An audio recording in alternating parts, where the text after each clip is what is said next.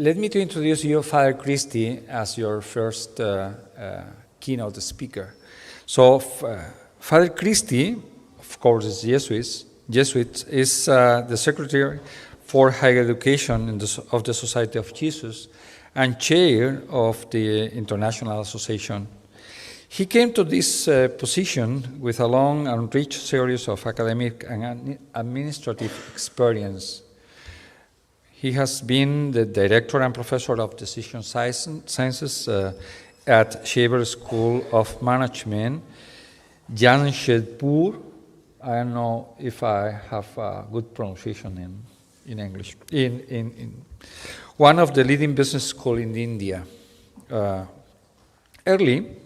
For nearly 2 decades, he was associated with Loyola Institute of Business Administration, LIBA in Chennai, as professor, dean, and director.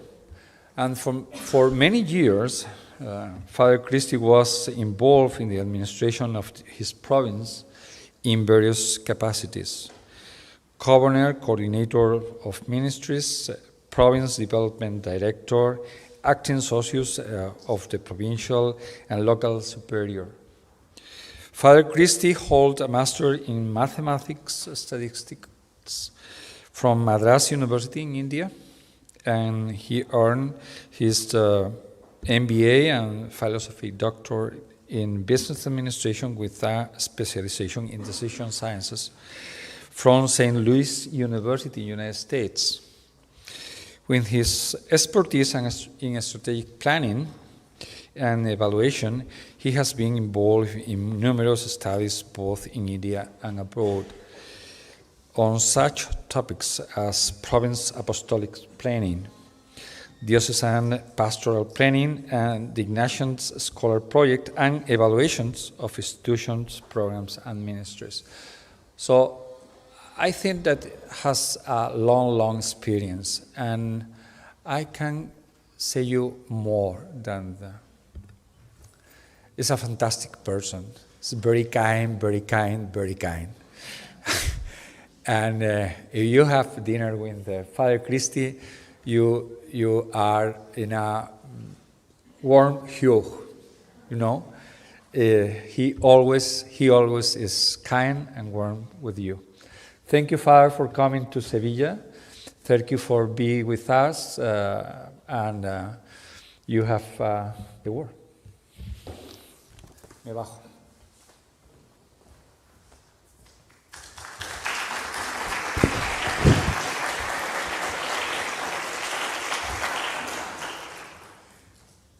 Thank you, Gabriel, for your introduction.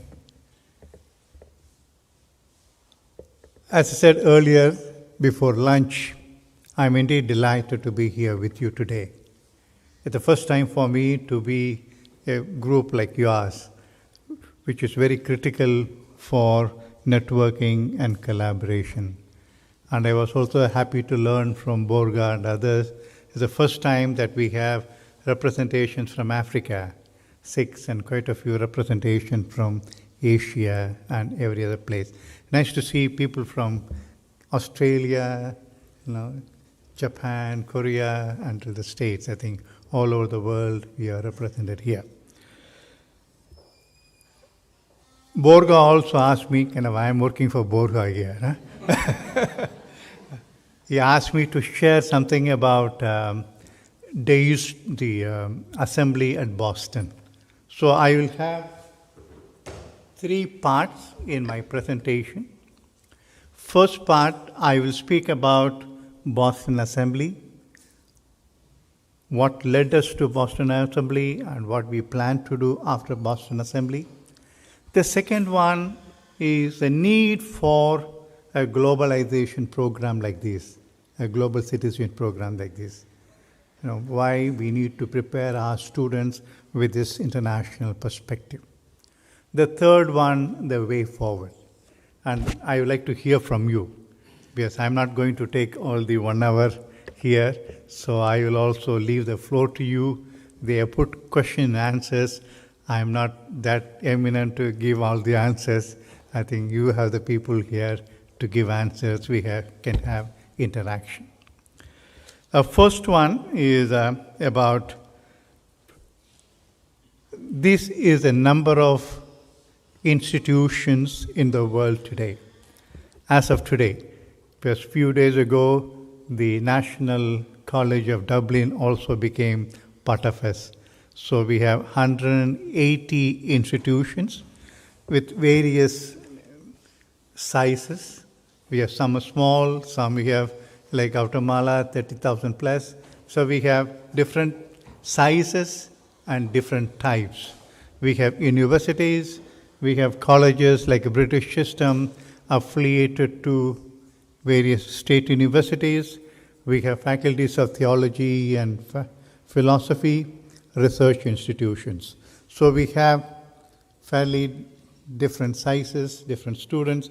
Altogether, more or less, we have about 780,000 students we are serving in our higher education institutions today in 180. So it's a big responsibility for us today to form these 780,000 students. If we have to include part-time, it could be 1 million. So this is the full-time alone. So first of all, I don't think in the world we have any other global organizations like this. We have different religious congregations, different institutes organizing programs, but probably this is the largest global network we could think of, from Australia until all over the 6 continents. I put here 6 conferences, so it's well spread out. And second one is it's a Jesuit brand, and that unites us. So there's no other brand can unite us that strongly and bind us together. We all work with the same vision that binds us together. One of the important objectives of IAJU is to promote collaboration, as I said this morning, between and among the networks of the society's higher education institutions, between and among lay and Jesuit faculty and administrators, and between various apostolates in the society. So one of the important work for me is to promote this collaboration network, and you are here to help me out in this. This is a critical need today, a collaboration. We are in an era of globalization marked by interdependence and interconnectedness, and I think unprecedented in the history of the world. So we are all, whatever they say is a global village, it means a lot to us. And by collaborating, also we complement each other and resulting in greater synergy. We always say 2 + 2 is not 4 but 10 when we all collaborate together to achieve that. And I also think that new technology, we have Zoom or whatever technology that we use, is made it more possible for us to get connected compared to years ago where we have to travel so long and so on. I think there's a critical need today. And based on this objective of collaboration, the last 3 higher education assemblies focused on this. As you could see, the first one in Mexico in 2010 was focused on networking Jesuit higher education for a globalizing world image. Second one in Melbourne in 2015, expanding the Jesuit higher education network, collaborations for social justice. Deisto, transforming our world together. So as always, this is an important focus of all our assemblies. And Deisto Assembly is once again, we wanted to discern what direction that Jesuits or Jesuit higher education ministry should take in future to achieve this. In Deisto Assembly, we came out first time the IAJU was born. Now that was Father Jaime was there. I think everybody, lot of people were there. And as the birthplace of IAJU, Deisto Bilbao. And today, I think over the years, IAJU is also getting recognition. And thanks to your communications team, Borga and Co., they're helping me to promote this brand, helping me all these newsletters and communications. We came out with a strategic plan of how do we promote and what future directions we take. And some of you were present in Deisto. So we came out with 6 priorities. So each one will take 6 task forces. The first one is a civic and political leadership program, which is important program for us in a way, making our students a global citizens. So we had 2 special programs. Global Citizens Fellows Program during the last 3 years, led by Georgetown. Last year, there were 31 students from 16 countries. It was led by Tom Branchoff, and they had a presentation at Deisto, what we did. And also Margis Exchange Program. It is led by you here at Loyola Andalusia. Then we had other task forces, solidarity, migrants, economic justice, formation of leadership, interfaith dialogue, etc. And 2 more task forces also were introduced during this period between Deisto and Boston. Is one on inspirational paradigm for Jesuit business education, and the last one on theology education. So in Boston, we came together, and all these 8 task forces presented what they did during the last 4 years. Each of them did a commendable job of organizing conferences, seminars, etc. This is the introduction. In my introduction, I told them some of the nagging questions that are in our mind is how to make our institution truly Jesuit in their character and functioning. I think this will be the question forever. How do we make it truly Jesuit? The second one, how do we make it truly relevant? And what is unique about institutions? This question also was raised by Father General in his address. What is unique? How could we form our students as men and women for others, as persons of reconciliation and justice? How could we integrate 4 universal apostolic preferences? See, these are the basic questions we had, and we deliberated on these questions over the last 4 years, and also the discernment took place during the Boston Assembly.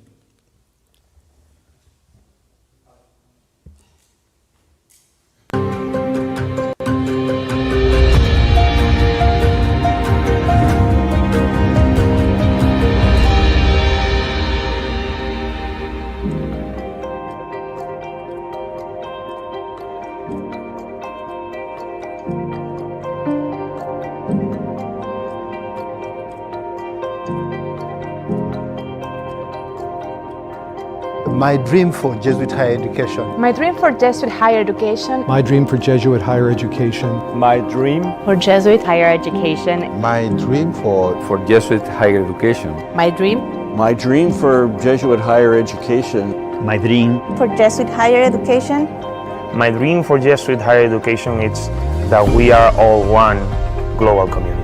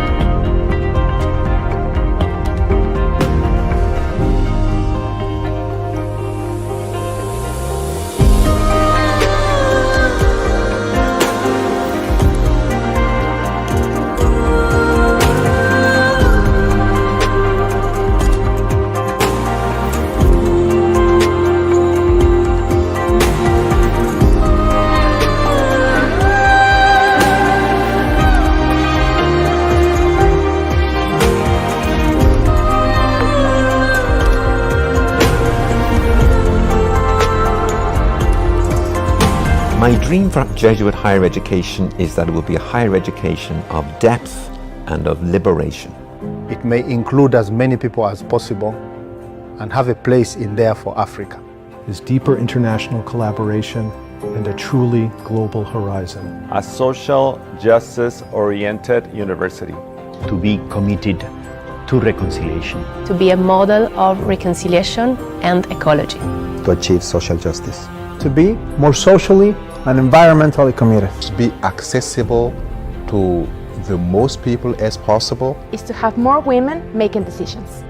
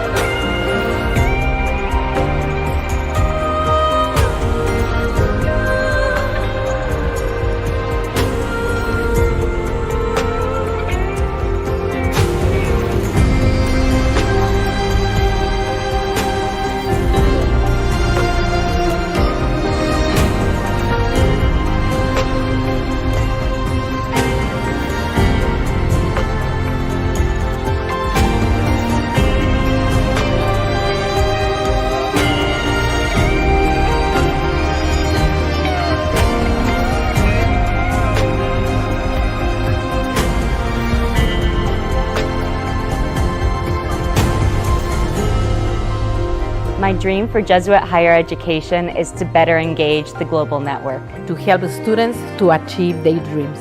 That we prepare students that can bring positive change and be the light for our world. That we become decarbonized. Is that we continue to form students as heart-filled activists in the world for the betterment of our society. Our institutions become instruments at the service of the humanity. Is that we can conscientize our students about the realities of the world that we live in, encourage them to become agents of change to make the world a better place. To transform lives and heal the planet.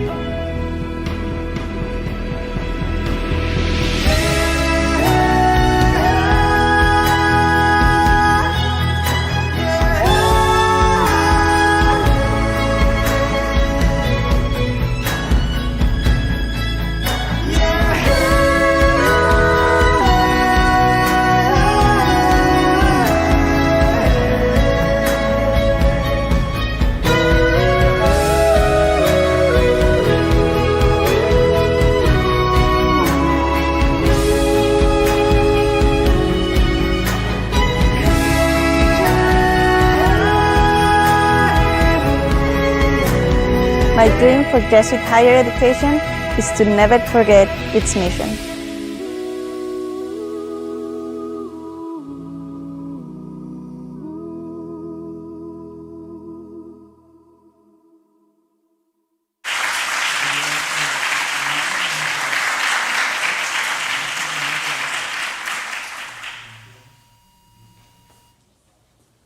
This video explained to you more about Boston Assembly than I could describe in words. And this is what we did in the Boston Assembly. What are the directions for the future? We'll continue to focus on these 8 priorities, including global citizenship. In addition to that, we plan to have task forces on democracy under threat with Nicaragua, or we have Venezuela, Peru, all those problems. And we also had a pre-conference on that. And we also plan to have one more task forces on Ignatian spirituality in line with our first UAP. The last one, there's a lot of suggestions have come from various groups. I am putting them together and we will decide in the next board meeting. So I'll also discuss with Father General how do we proceed. So this is basically what we plan to do that.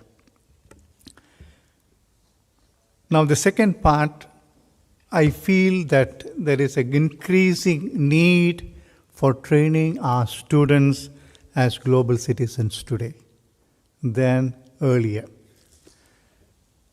First of all, there is a problem of increasing nationalism around the world, where they say they want to give importance to my country than anybody else.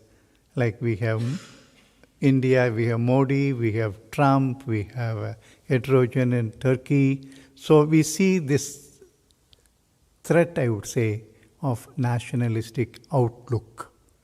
And unfortunately, the children who are born today will be born with this idea of nationalistic perspective. So it is our duty today to bring in this international perspective. In addition to that, there's also certain hostility and animosity towards the other. In India, for example, they say Hindus for India, India for Hindus. There is certain animosity, hostility between Hindus and Muslims. And this type of hostility we see everywhere. Maybe based on color, based on ethnicity, based on language, based on the nationality. Like today we hear the papers, between Republicans and Democrats in India, in states. They are all against the policy of migrants. So they are from the Republican states, they are busing all these migrants to the Democratic states. I mean, I don't know, the crazy idea, no? So these are the otherness. We don't want to accept people from outside. And people don't realize, sorry for the Americans here, they don't realize all of them are migrants at some time or other. I think this type of problem of looking at the other as not friends, but somebody, enemy or something. I think this is the perspective and attitude in which our students grow up, and we have all the more reason to do that. And as part of the integral formation of our students, as we always say, that's what Ignatius wanted it. He wanted it at the head level is knowledge, to know, at the heart level for affective level, and at the hand level of skills and professions. It's more intellectual, spiritual, social, and everything. So Ignatius was looking at the integral formation. If we want to focus on integral formation today, I think we can't think of anything else than this global citizenship program. I think that we need to focus on. I think that way I see that an important perspective that we need to have our students respect for others, other religions, cultures, countries, etc. What is a way forward? As I said, we are in a privileged position. We have 180 institutions. We have the Jesuit brand, which unites us all. And this is the perspective we have. And we are also an international organization from the inception of 1540, the Society of Jesus. Even before it was recognized in 1540, St. Francis Xavier left for India. So from the beginning, the Society of Jesus has been an apostolic body of international body. I think we belong to that international organization from the beginning. So that, I think, helps us to have that international connection. I think that has brought us together here. Now, we are an international organization to that. And there's also been a collaboration at the professional level. We have Frank here, who's a executive director of IIJBS of business schools. And we also started the engineering schools together. We plan to start maybe professional schools of public health, maybe theology departments. So I'm looking into various professional groups, which makes this collaboration much easier than doing at the university level. So that is one way that we are looking forward. And also, I think I need to promote this collaboration within each conference, within India, within Asia Pacific, within, say, Africa. Before we go out, I think that is also that we need to look into that. I think there is some strategy that we need to work on that. And I have been, as a president of a business school, nearly 15 years. I was also involved as an international officer for business school. One of the things that I learned over the years, if you want to attract other business school, it should be always some win-win situation. It's not always to get something, but what we give. So only when you thought of win-win, we'll be able to attract many more people into the fold. And I also see that there is a greater need when the new institutions are emerging in Africa, in East Timor, some of those countries where there's a greater need. I think we need to show our solidarity. I think this is what I think Father General was mentioning in his speech, that probably the speech is with you in your bag, and he is asking for a greater solidarity among us to help each other, because he says that we are too focused on our own institutions and our own growth. I think we need to look outside and beyond our institutions, and we are all one, how we could help each other. Because I don't think we can have salvation alone. We can have salvations together. So I think we need to work on that. I think how we can do it, show solidarity, I think we should also discuss. But I don't know. I think you as people, experts in this area, could suggest how we could show that. We also have institutions like St. Joseph Beirut, who are in deep distress. We have institutions, I said, in Nicaragua, in Latin America, because of problem of democracy. So there are a lot of institutions like us. And this morning, I was very inspired by the prayer service at the Kirker Network. They started with 1 Corinthians 12, we are one body. So as I think we, as 180 institutions, we are one body. But unfortunately, sometimes what right hand is doing, the left hand doesn't know. I think that type of solidarity we need to bring in. Ignacio.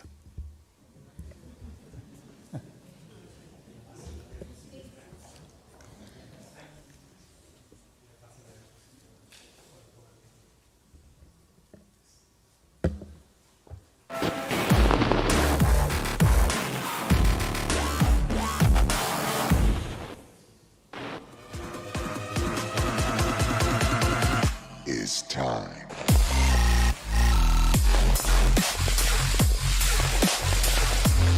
It's time.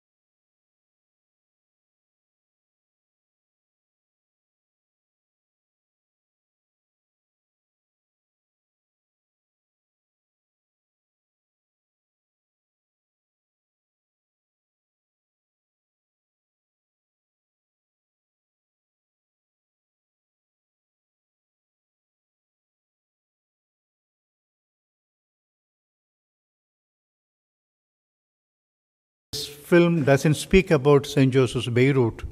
It speaks about a school close to Beirut, St. Joseph's Beirut. It gives an idea of the problems St. Joseph's Beirut is going through. A few years ago, they had a blast. They lost their hospital building, medical building. They had to rebuild. Now the value of money has gone down by 95%. They have only electricity for 2 hours a day. So in order to run a medical school and a medical college, they have to have generator for 22 hours, which costs them nearly $500,000 a year. So this is the context. So the context, I think, is the sister speaks about it. So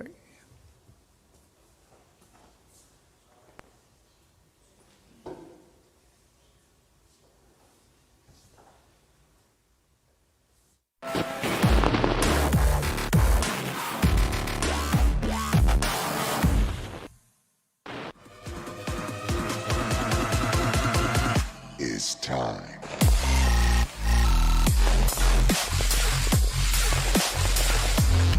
It's time.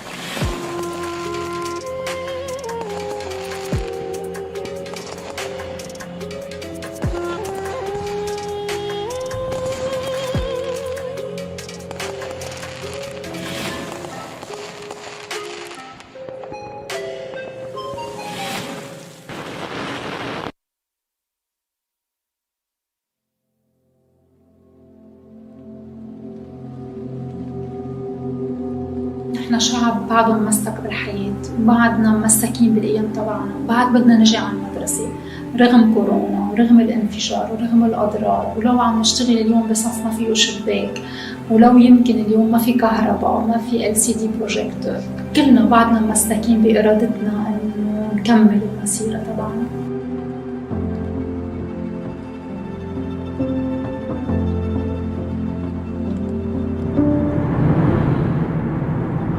Tu prends mon ange gardien. J'en ai 3. Un ici et 2 au ciel.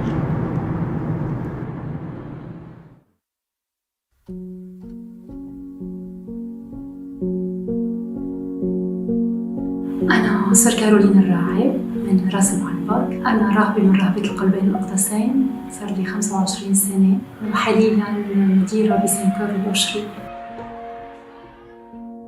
أنا أصلاً كنت تلميذة السنكر وكان في بحياتي رهبات شفت فيهم نساء رائدات هالقد عندهم روح الرسالة هالقد عبالهم إنه يطوروا كل الطاقات اللي فينا لما كنا تلاميذ وهيدا الشيء هيك ولد فيني هالبذرة الصغيرة اللي خلتني كل يوم أتعلق بربنا أكتر كرس له كل حياتي كل طاقاتي كل شبابي.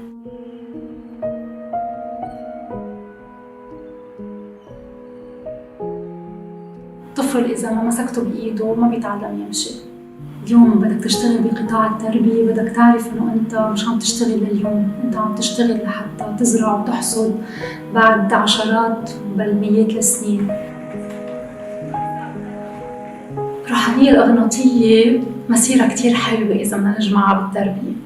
والأغناطيوس أول شيء بيقلنا إنه الإنسان هو كتلة أحاسيس ومشاعر وجسم وعقل وذكاء، ما بياخد جزء بس من إنسانيتنا، بياخد كلية إنسانيتنا، وهذا يلي نحن بنعمله بالتربية، نشتغل على جسمهم، نشتغل على عقلهم، على ذكائهم، نشتغل على مشاعرهم، على علاقاتهم. هذا يلي بدعينا لقاله القديس أغناطيوس يلي بيسميه المزيد، الماجس، دايما الأبعد، الأقوى، الأعمق، الأجمل. بيدعينا دايما أنه نتحدى ذاتنا، نطلع من حالنا لحتى نعطي كل الإمكانيات اللي عنا لحد الوجع، لحد قمة الحب.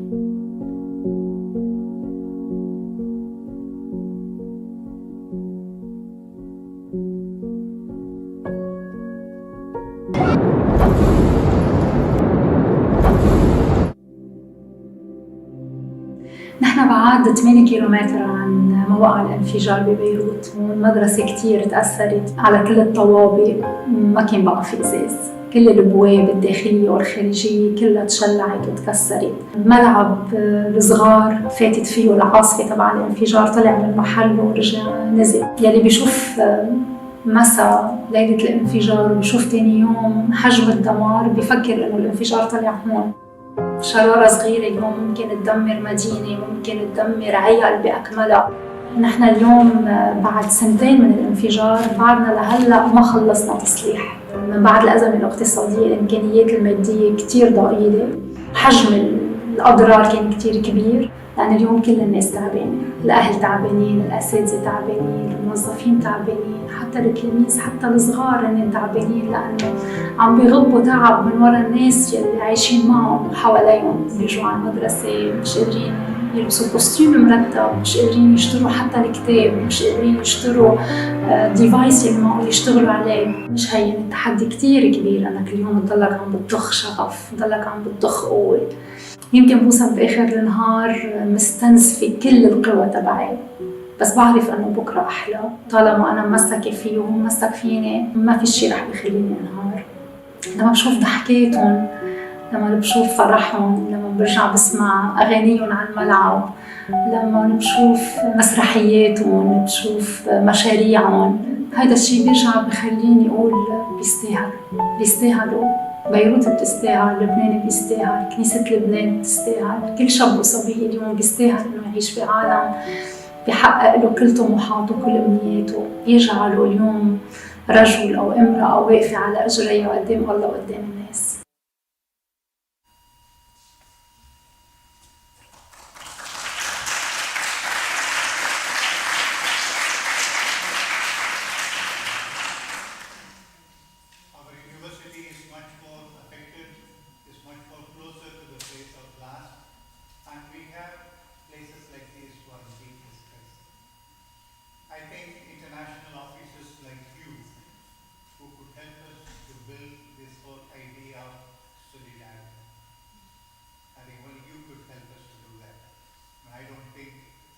The president of IAJU can do, but you are in the field and I need your help.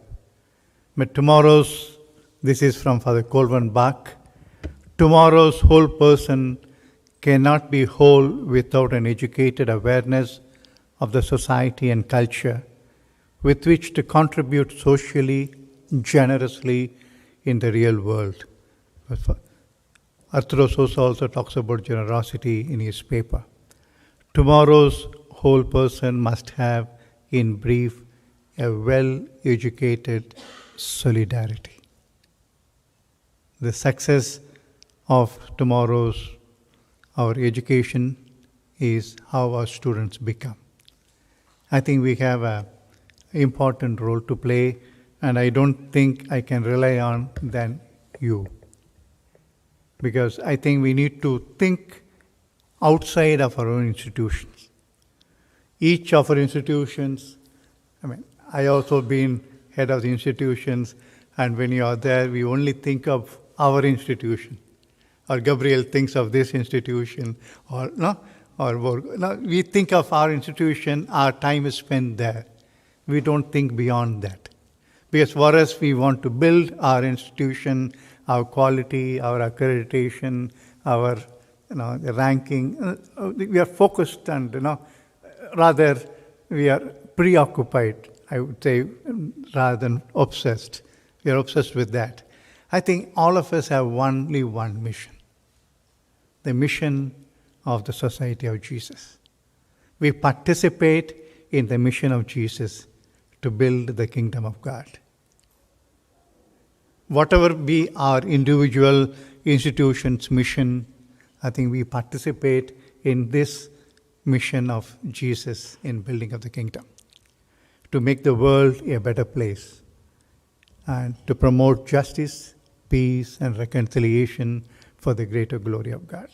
I think we are all in one mission. I think we need to think of that as international officers, and how could we think together towards this one mission, how to bring a solidarity. I count on you. I like to hear from you. Before I close, let me close it with an anecdote or a story. Most of you must have heard about Taj Mahal. Taj Mahal is one of the wonders of the world in India. I think I have a picture here. It was built by Mughal Empire in 17th century to honor his favorite wife, who died while giving birth to her 14th child. It was started in 1632 and completed in 1653, 21 years. And they say more than 20,000 artisans worked with thousands of elephants carrying and so on. The story is apparently the king used to go in disguise to find out the progress of the work being done without revealing that he was a king. So one day he went there, he asked the guy who was in carpentry, what you're doing. He said, I am preparing the windows or the doors. And he asked another guy, sculptor, okay, I am doing a particular sculpture to be placed on top. No, each one was saying their own work. Apparently he went to a poor, illiterate stone cutter. And the guy was chiseling the stones to be part of the Taj Mahal. And he said proudly, he said his names, I am building Taj Mahal. Now, I think that is the thing that we need to learn. How we are building the kingdom of God. Thank you very much.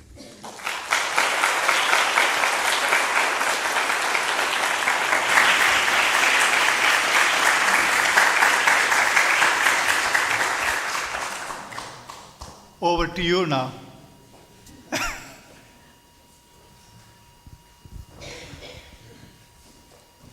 Supposed to be question answers, but I think I will. No. So now we open it to Q&A. Or interaction. You can give your suggestions. How do you want to advance the whole idea of solidarity, whole idea of preparing our students with international perspective, the challenges, the concerns that we have. Borja wants to start something.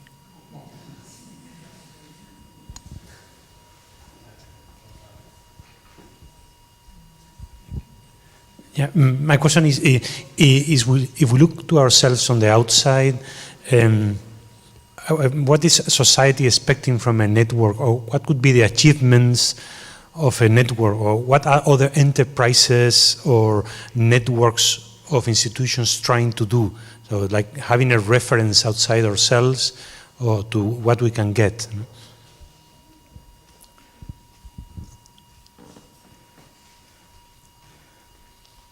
As I said earlier, we could achieve much more when we collaborate. Certain synergy, see, we can complement whatever we have. I mean, if I understand correctly your question, see, like much more than what I could do within the competencies, with the facilities that I have, if I joined with you or a few other people, we could achieve my own objective, our objectives together in much more efficiently, much more effectively. I think that is one of the importance. I mean, networking is a means for collaboration. No, the networking collaboration, we cannot do that. But we need to think in terms of which could facilitate this, strengthen these networks, strengthen this collaboration. So that's why I said that IAJBS, the business schools, because not only Jesuitness, there is also the focus on the business area. We know that what is our objective as a business school, or engineering schools, or medical schools. So this can facilitate much more than what we could do.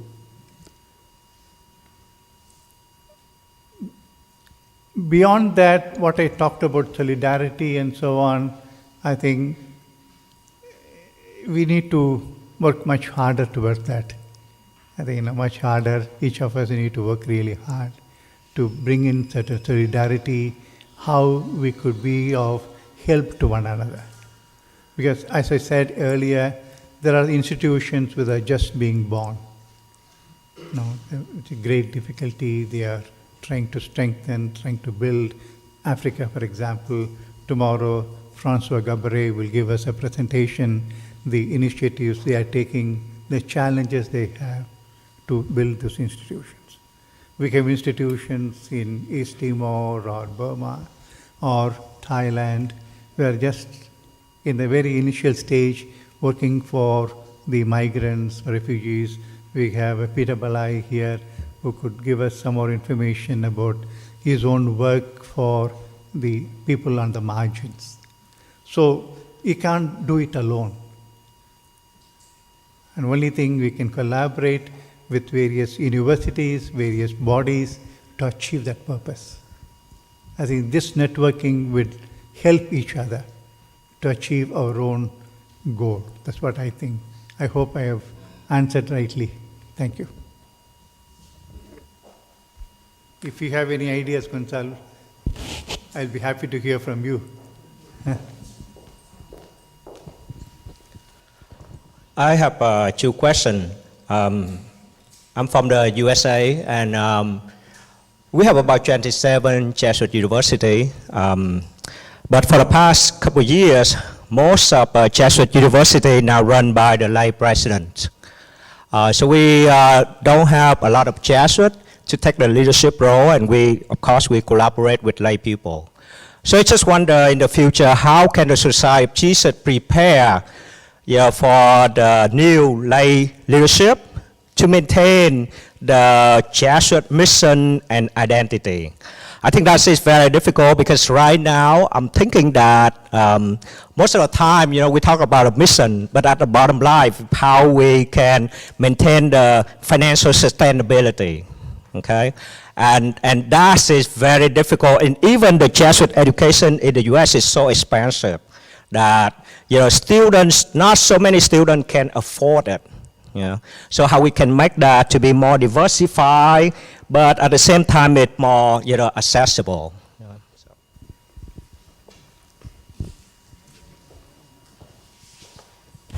I don't think I can answer all your questions. You may know better than I, but the decreasing number of Jesuits around the world has resulted in this change in the leadership role to the lay people. When we met 5 years ago at Deisto, I was telling Father Jaime, out of 27, we had only 5 lay people. And today, the other way around. Within 5 years, we have only 5 Jesuit presidents today. I don't know how long it will last. However, having said it,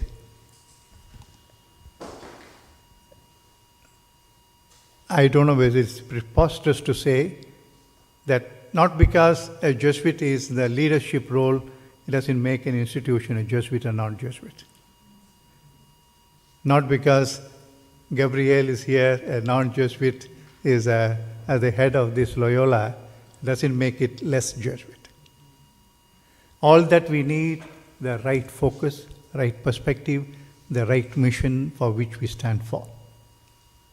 But certainly the challenge is to train these leaders if they don't have the experience of working in the Jesuit institutions, if they are not too aware of this Jesuit mission, to train them and give them the right orientation. I think that is the challenge that we will face tomorrow. But I think some of the lay Jesuits are more Jesuit than Jesuit themselves. So I don't think the future is bleak, but it's God's work, and if God wants it, He will prefer to fulfillment. That's what I could think of. If you have anything else, any other idea, let me know. But other than that affordability and so on, that is a local problem. I was at St. Louis 3 weeks ago after Boston. And as you know, that what you said is true, that many of the Jesuit institutions are very expensive, And unless you give scholarship or you give some help, I don't think many of them could afford to come. The president said, Father, the students want all these facilities. Now, when they come here before choosing the university, they don't look at what is the academic program I have. They look at the facilities first. So we need to provide all the facilities. I mean, even justify it, no? That makes the more expensive, but I don't know beyond that. No? I think you can enlighten us. No?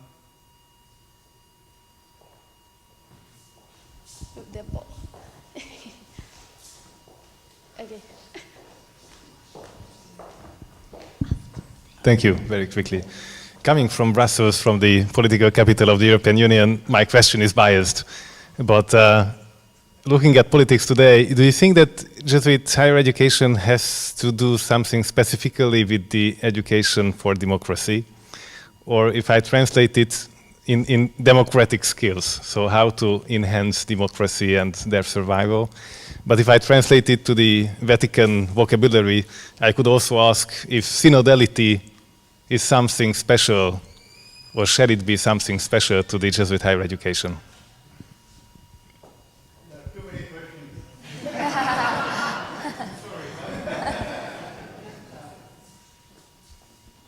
Certainly, what you said at the beginning is true, that we need to train our students in democratic values.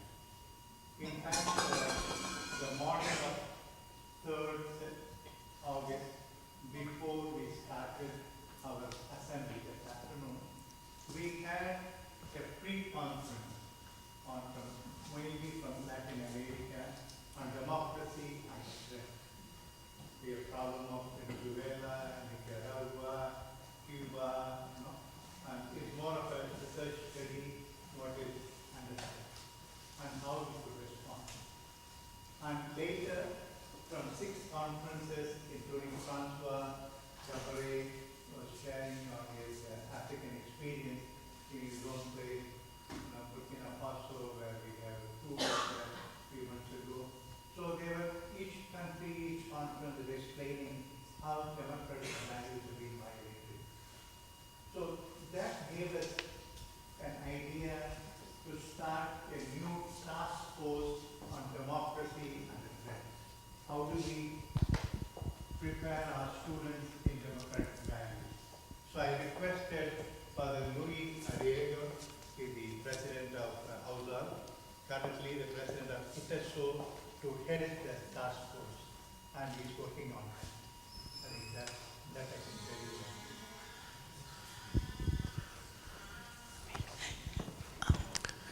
you. Okay. Oh. Hi, I'm Susan Popko from Santa Clara University. I have a comment and a question for you. Thank you very much for your presentation highlighting the challenges of international education. And my comment is really just, I think it's important to kind of reflect on this moment and really see what we're experiencing and what we've all gone through in the last few years, and acknowledging what's happening in Ukraine and the racial injustice that we are all working to address, and the sort of loss of human rights for immigrants, for women that we're seeing in the US in particular, and really the imperative that we have to promote knowledge, skills, and attitudes for our students, and also our faculty and staff to help make progress on this issue. I think, in the US, we have 10% of all US students study abroad. And so I think historically a lot of global education has focused exclusively on mobility, but it's quite clear in the face of the racial injustice and the loss of democracy and what we're seeing that that is an insufficient methodology to carry out our goal of global learning. Which brings me to my question to you, which is, what would you say to a university president struggling to manage global sustainability issues, racial injustice, and global paradigms, all thematic concerns? How would you what would you say to a president to help presidents move beyond mobility toward really global learning that we're all trying to achieve? Thank you. You want me to motivate the presidents to want this?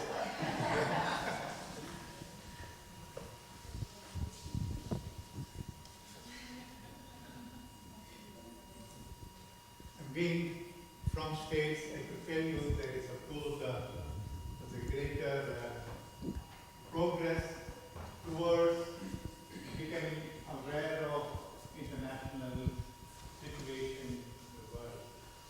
I studied there years ago in St. Louis. I can give you 2 anecdotes. One of the girls in my class asked me where I was from. I said, I am from India. She couldn't understand where India or what India. She asked me, are you from Indiana? So I have to repeatedly say that I am from India. No? So to understand that India is a country which is far away. And this is one of the, during breakfast, one of those days, a Jesuit asked me, and I was eating breakfast, Christie, do you get all this in India to eat? No, I was a little hurt, but at the same time I had to keep my cool. But all I said is, I get better food than this. Much warmer food. It's not a cold food like this. See, this is the perspective people have who have not traveled outside their state. And one of our fathers is now no more, Father John Padberg, one of the great Jesuits from, he used to tell me, which I think is true, at Christie, you will find 2 groups of people here in the community. He was my rector for a while.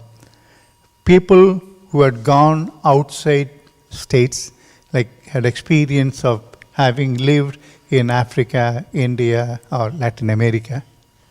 People who are not gone outside. You will see a marked difference in their perspective, in the type of question they may ask you, in their value system. I think I still believe the value that you could add to the students. When they go out, it's not only, I remember when I was asked my provincial to look for a place to go for studies, I was seriously considering to study only in India. There are a couple of reasons. One is my father died only a few years earlier. That I didn't want to. My mother was alone and so on. The second one, I thought that probably too nationalistic, saying that while it's available in India, why should I go? A couple of my friends, one of them is a former provincial, he said, just for the experience of living outside, you should go. And I believed it. It not only helped me to have a deeper understanding of other cultures, but it also helped me to appreciate my culture. My being an Indian. So if I'm here today to have a global perspective because of my experiences of having lived outside. I think what you say is very true, that you need to work towards that. And that way I think what you are doing is an important work. I hope I have answered. Thank you. Francois, then you. Okay. Well, thank you very much, Father.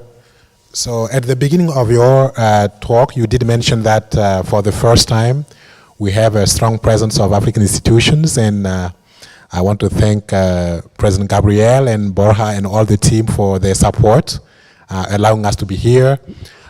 In your talk, you mentioned the importance of solidarity, but also as with a business and economics background, you mentioned that for exchange to be sustainable, you need a win-win situation.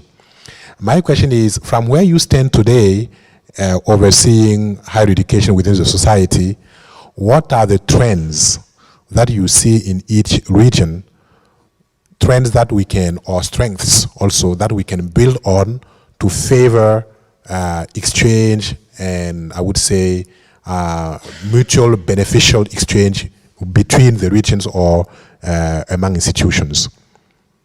What do you see in each region that we can build on so that exchange can be mutually beneficial? Thank you. I don't think I could answer your question more comprehensively. You are an international economist. You could answer better. As an Indian, as much as I want to know about America, an American student should also know about India today, about the developing countries. If we have to understand the international economy, international business today, at least at the business level, I could say that we need to understand each other, both developing countries and developed countries, understanding what's happening in China, for our own businesses and so on.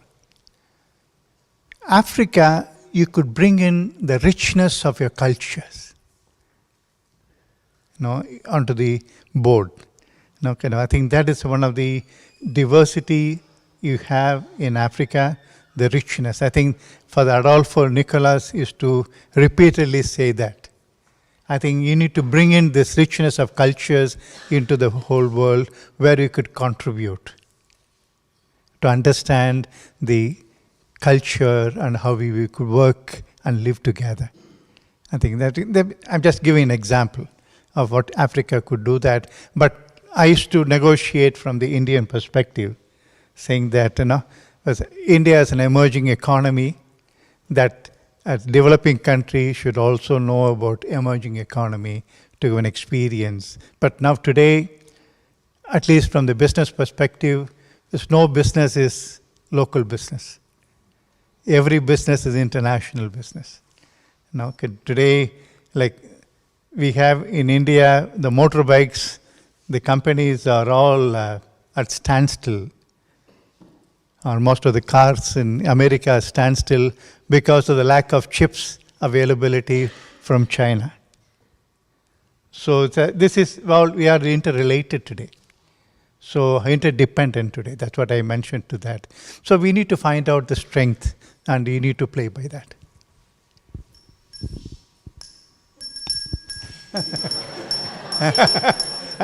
One more question here. The last question. I think she also has one.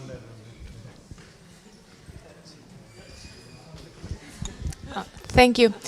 I just wanted to go back to the previous intervention of Susan regarding the struggles that we have during the pandemic. And you were saying before that we can achieve much more when we collaborate. And I think that among our networks, there's a lot of best practices that we had during the pandemic. And I want to invite my colleagues to talk about how we can do COIL or this kind of collaborative initiatives. So I'm just going to pass the microphone so you can listen to them and join us tomorrow in the panel.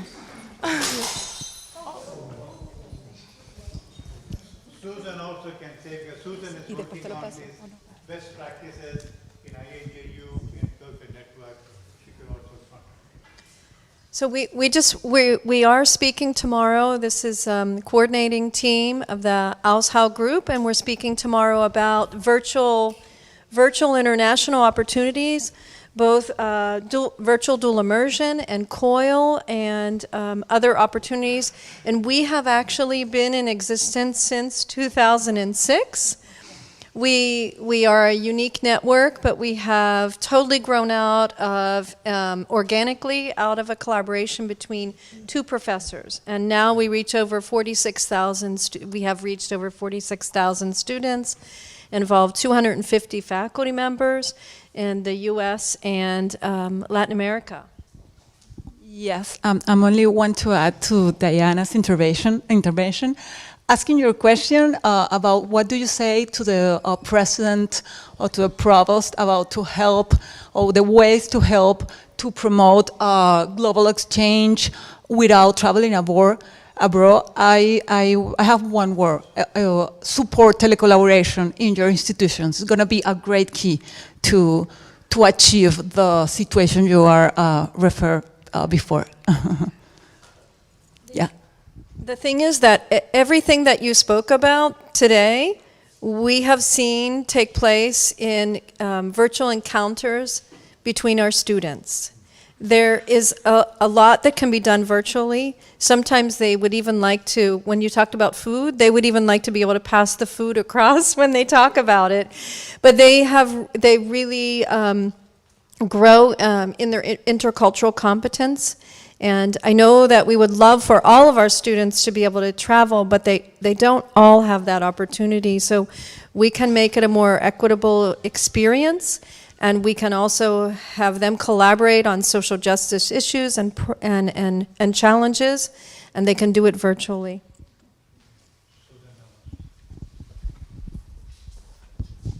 Thank you, Sochni. Yeah, the best practices in Jesuit Higher Education is a global joint project that we are coordinating, the Christie network. The basic idea is that, to exchange, to create a platform and a space where our faculty member and staff can exchange the best practices that they have developing in learning and teaching, in management, and research. So we have published right now, so far, 3 issues. The first 2 ones were on pedagogical innovation. We published an article about the household call, and in nation pedagogy. And we just published an issue on reconciliation. We use a lot of webinars for the best practice project, and we presented a proposal that we discussed in Boston with a small group that moving forward to the creation of a learning practitioner community that can move forward on all of these issues, especially on mission integration in our campuses. We have a lot of experience, and we don't have the place for our faculty member that they can exchange. So we believe that AAU have to be a space also for all of our faculty members, that they can reach each other and exchange and have further discussion about these best practices. Thank you for your presentation. I was just reflecting on one of the slides that you had put in about what brings us together as the Jesuit brand. And I think the more we talk about the network, the more we grow, the more we continue this collaboration. I think there's something we may be missing because of how the world is going. I was happy that during the assembly you had mass and spiritual activities. And I think that's one thing we should be emphasizing as Jesuit institutions. Without God, there is nothing called Jesuit. And slowly, we are eliminating even the word itself from the things that we do.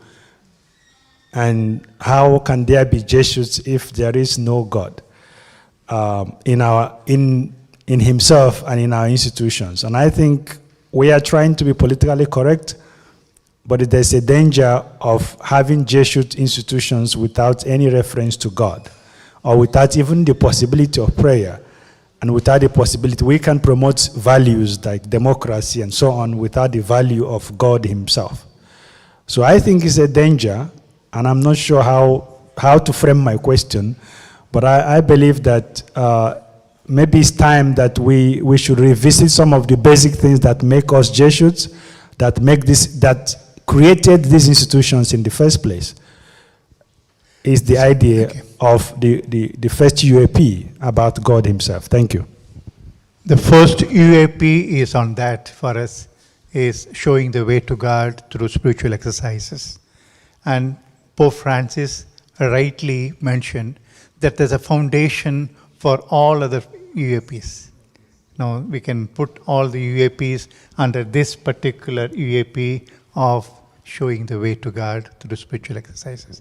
So that's the reason also we started this task force on spirituality, Ignatian spirituality, to promote and to bring in all the resources available to train people. We are talking about training the lay leaders in Ignatian spirituality. So we want to bring in all those available resources to help all those people involved in the Jesuit education to understand our Ignatian vision based on whatever I said is that building the kingdom of God. We have come here to join, participate with Jesus in his project of building the kingdom.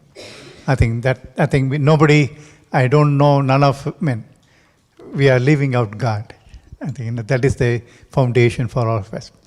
One last suggestion, but not suggestion, next few days, think about it, I want to say earlier, is how do we go beyond our conventional ways of international networking like student exchange, faculty exchange, and classes, using the new technology? How can we reach out many more people? Say like today, from here I could teach in 15 countries, which Peter Bala is doing it, through various, So how do we do, what do we think of new ways of doing it?